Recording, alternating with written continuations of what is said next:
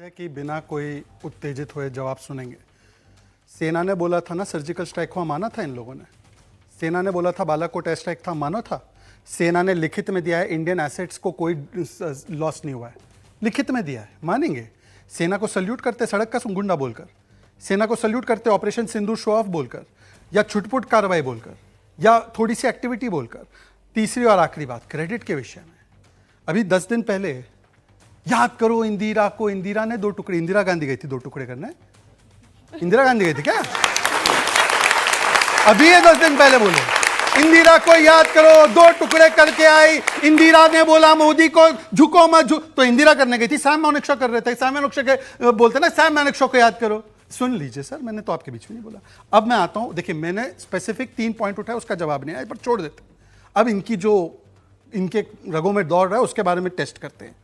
तारिक कर्रा ने बोला पाकिस्तान से बात कर दो। तारिक कर्रा कौन? इनके जम्मू कश्मीर के अध्यक्ष, लेफ्ट की पार्टी इनके सहयोगी है ना, सहयोगी इंडिया लांच में। IWT क्यों रोका? इंडस वाटर ट्रीटी जहां पर चाचा नेहरू 80% पानी देकर आए थे, क्यों रोका? उसके लिए प्रदर्शन किया, पानी रोकने पर पाकिस्तान के लिए। ये उनके साथी है। इनके एक नेता है सिद्धरमैया, युद्ध नहीं करना पाकिस्तान के साथ, तो बातचीत ही करनी है। सैफुद्दीन सोज, पाकिस्तान ने तो बोला इनका हाथ नहीं है आतंक में, क्यों उनको दोष दे रहे हो? पानी मत रोकिए इनका।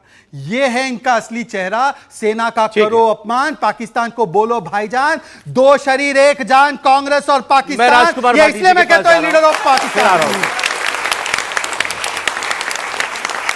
भाटी जी, मैंने आज बड़ी कोशिश की कि अखिलेश जी का कोई ट्वीट ऐसा आया हो। मुझे बड़ी खुशी है उन्होंने इस विषय के ऊपर कोई ऐसी बात नहीं कही जिससे किसी भी तरीके से कोई भुना पाता। ये तो अच्छी बात हुई।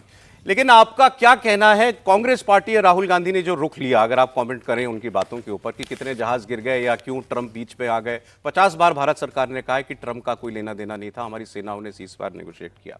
ये हुई एक बात। और क्या एक सुर में बात नहीं की जा सकती देश के अंदर? इतनी दूरियां हैं।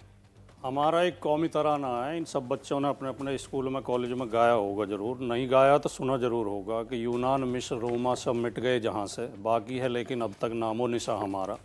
कुछ बात है कि हस्ती मिटती नहीं हमारी, सदियों रहा है दुश्मन दौरे जहाँ हमारा।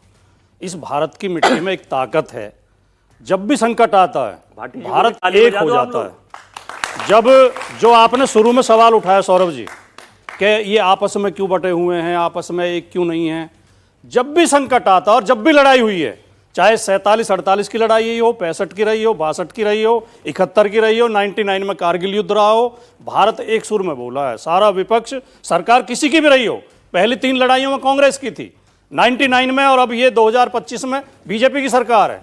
अभी भी आपने देखा होगा जिस दिन ऑपरेशन सिंदूर हुआ उससे पहले दिन राहुल गांधी को मोदी जी ने बुलाया, नेता विपक्ष को बुलाया, बात की। जब ऑपरेशन खत्म हो गया फिर भी विपक्ष के नेताओं को बुलाया, सर्वदलीय मीटिंग भी बुलाई। चाहे हम आपस में राजनीतिक वाद विवाद करते रहें, और वो संभव है, लोकतंत्र में जरूरी भी है। लोकतंत्र नहीं तो लोकतंत्र खत्म हो जाएगा। युद्ध काल में हम एक रहेंगे, युद्ध काल के बाद हम राजनीतिक सवाल पूछेंगे। पहली बात तो, पहला सवाल तो मैं ये कहना चाहता हूं, अभी शहजाद भाई कागज में पढ़ पढ़ के कई नेताओं के बयान सुना रहे थे, और खासतौर से कांग्रेस के नेताओं को सुना रहे थे। शहजाद भाई, आपके कागज में उनका विजय शाह का नाम भी है क्या? बताता हूं। या वो जो वहाँ के उप मुख्यमंत्री हैं देवड़ा साहब सबका। और आज एक नया बयान आया राजस्थान के एक नेता का, बीजेपी के नेता का, वो कह रहा है कि वहाँ जो महिलाएं थी पहलगाम में, उन्होंने शौर्य नहीं दिखाया, वरना इतने आदमी नहीं मारे जाते। ये पूरी नारी जाति का अपमान नहीं है? हमारी बहनों ने, बेटियों ने हमेशा जब भी देश में संकट आया हर क्षेत्र में शौर्य दिखाया है, चाहे युद्ध रहा हो, चाहे खिलाड़ी खेल के रूप में रही हो। पहलवानी में हमारे कुश्ती में बेटियां ही स्वर्ण पदक जीत के लाई हैं ओलंपिक जौहर का मामला, चाहे हवाई जहाज उड़ा रही हैं बेटियां, स्पेस में जा रही हैं, और बीजेपी के नेता उनका जो है अपमान कर रहे हैं।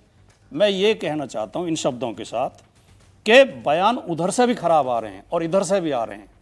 बयानों पर दोनों तरफ रोक लगनी चाहिए। आपने जो सौरभ जी सवाल पूछा, कांग्रेस का कोई नेता बोलता है, जो कांग्रेस के नेता ने राफेल में वो लगा के नींबू प्याज लटका के, वो हमें कतई अच्छा नहीं लगा। इस तरह की हरकतें नहीं करनी चाहिए। लेकिन भारतीय जनता पार्टी के लोग भी जो सेना का अपमान लगातार कर रहे हैं, बिल्कुल सहमत हूं।